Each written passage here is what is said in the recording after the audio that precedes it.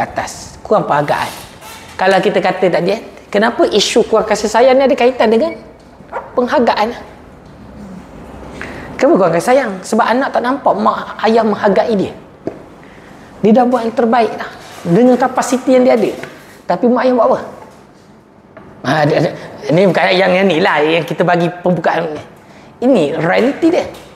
Kadang mak ayah dia tak faham. Dia ingat dia dah beri, dia dah kerja siang malam. Kan? Mak ayah dah kerja siang malam.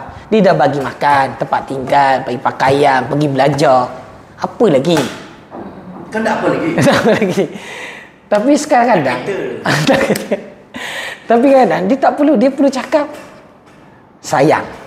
Tu je kadang-kadang. Dia perlu perlukan. Itu cara faham. Ya. Sebab itu kalau dalam saya punya parenting, kita 3 perkara saya tekankan. Kena sentuh. Kena sentuh. Yang pertama, sentuh. Kena tunjukkan kasih sayang. Kena tunjukkan kasih sayang. 3 perkara kena buat.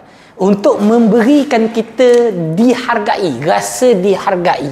Rasa kita ni ada.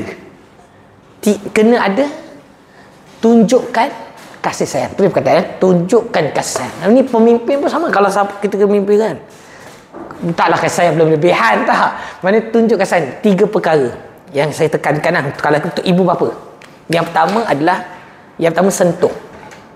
Yang pertama kena sentuh. Tak usah salam, peluk, sentuh dulu. Cium tak? Tak ada. Cikgu, laki-laki perempuan. Saya tak ada halangan lah. Kalau dulu ya saya halangan, mungkin tak ada ilmu dulu. Tapi selepas saya macam kesian kan, kita rasa kesian.